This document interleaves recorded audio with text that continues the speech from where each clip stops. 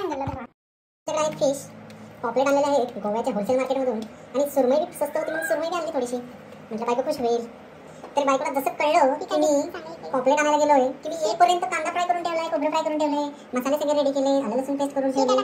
हे आलं लसूण आणि कोथिंबीरची पेस्ट बनवलेली आहे बघा. हे आता तिने खूप व्हिडिओज बघितले त्या हिशोबाने हळद आणि काय धना पावडर आहे. मला काय एवढं नॉलेज नाही, खायचं काम आमचं. गरम मसाला आणलेला आहे. परत अजून काय असं कुठला तरी ब्रँडचा मसाला, मिरची पावडरचा थोडा पहिल्यांदा फोडला जातो आमच्या घरी, कारण आम्ही काय मासे जास्त आणत नाही. काय बायको खूप भारी बनवते ना, शेजारच्या पदार्थ येतात आमच्या, त्याच्यामुळे आम्ही थोडं एक्स्ट्रा कलर म्हणजे बघितलं का गोव्याची इंग्रजी आणि इंग्लिश मिडियम स्कूल ना. सॉरी हां स्कूलचं नाव घेतलं तुझ्या. तर आता पुढचे काय फिश फ्राय मसाला असे खूप काय सारे मसाले मिक्स केलेले आहेत. पॉपलेट एकदम स्वच्छ धुवून घेतलेला आहे, सुरमई बी धुवून घेतलेली आहे, अजून थोडा मसाला टाकलेला आहे. दोन्ही ह्याला लावून टाकूया बरं का. एकत्र सगळे एकदम टकाटक रेडी करायचं.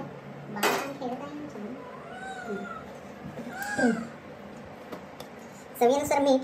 बायकोचा अंदाज जरा चुकतोच माझ्या, पण बघितलं का मसाला कडक झालाय, शिंगायला लागल्यात अक्षरशः. म्हणजे मासा बी खतरनाक कडक होणार आहे. थोडा अंदाज बाद झाले की आता काही गाव करून तेल कशाला.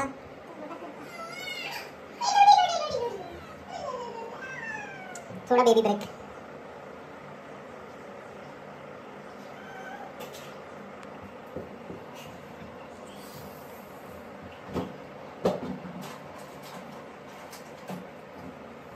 लिंबू चिरायला थोडा जास्तच वेळ लागला बरं का. लिंबू घरात नव्हतं, शेजारच्याकडून आणलं वाटतं.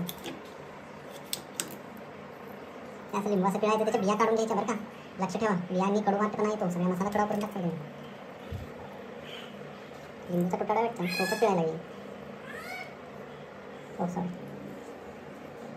लक्ष दुर्लक्ष झालं जरा. पापलेट बघून मन डगमगलं. आवाज नाही लिंबू काय बोलू. बोललं काय जास्त की तुम्ही व्हिडिओ बंद करताय, त्यामुळे आम्ही बोलायचं बंद. आता काय सांगू, चोळाचोळी चालेल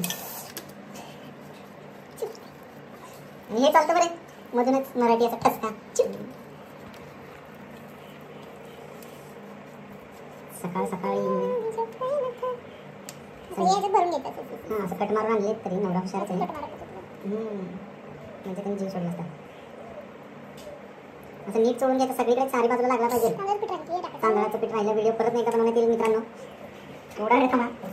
तर तांदळाचं पीठ राहिलेले वाटते, ते नुकते आठवले बायकोला आमच्या, म्हणून तांदळाचं पीठ असं अंदाजाप्रमाणे घेतलेलं आहे. तरी एक विदाउट तांदळाच्या पीठची हां बस झाले. तिखट होईल आहे पाणी का थोडं जास्त पाणी टाकलं तरी चालेल, तर थोडंसं ओलं व्हायला पाहिजे. ते तसं तेल टाकले तरी असं चांगलं असं मिक्स करून घ्यायचं. आणि हे असं चमच्याने वगैरे मिक्स नाही करायचं बरं का. ते घरातल्या लक्ष्मीची चव यायला पाहिजे सगळ्या कालवणाला. हाताची चव लागली म्हणजे कसं बोटं चाटायला मजा येते. आणि ही कोण आहे माहिती का तुम्हाला? अनिकेतची बायको. हसती मला कशी. तर एकाच पॉपलेटचा एवढा लाड केला कसं व्हायचं. प्रेमाने लावली पॉपलेट म्हणतो मम्मा मम्मा मला दे चुम्मा. बघितलं का कसं प्रेम होतं चाललंय पॉपलेटवरती. असंच प्रेम आमच्यावरती होतं गेलं असतं.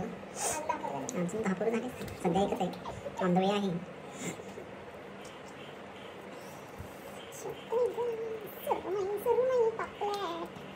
तू ह्याच्यात संपव, त्याला काय ठेवते नाही त्याला जास्त लागते बघा. त्याची जरा प्लेन आहे, सप्लाय जागा आहे, त्याच्या रेशनमध्ये नीट बरं फक्त.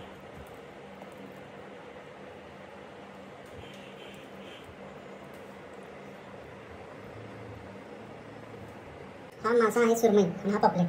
ठीक आहे, हा आणला आम्ही मडगावच्या होलसेल मार्केटमधून. मित्रांनो आपल्या इकडे तर हा मासा भेटतच नाही. पॉपलेट भेटते पण सुरमई शक्यतो नाही भेटत, आणि भेटला तरी तो फ्रेश नसतो. हा एकदम फ्रेश मासा आहे.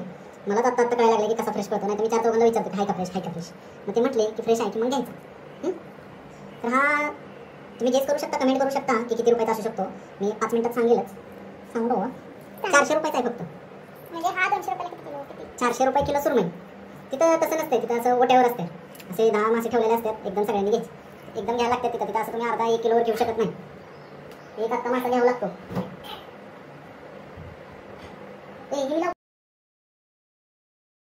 असा हा मासा घेतून इथं उडी मारून गेलाय आणि मसाला सगळा लागला गेलाय. हा कालवणासाठी थोडा काढून घेतलाय, पण हा आता थोडा वेळ फ्रीजमध्ये ठेवून आपण लगेच फ्राय करायला घेणार आहे आणि लगेच आम्ही जेवायला बसणार आहे. आणि ह्याची काय आम्ही काय हे करत नाही आहे, काय म्हणतात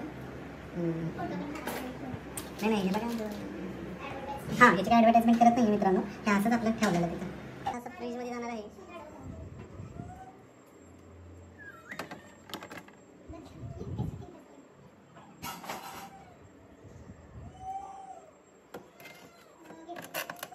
आणि हा मसाला फ्रीजमध्ये एक अर्धा पाऊण तास गेला की नंतर त्याला गरम गरम करायचा आणि तव्यात असा मस्तपैकी गरम गरम फ्राय करून घ्यायचा.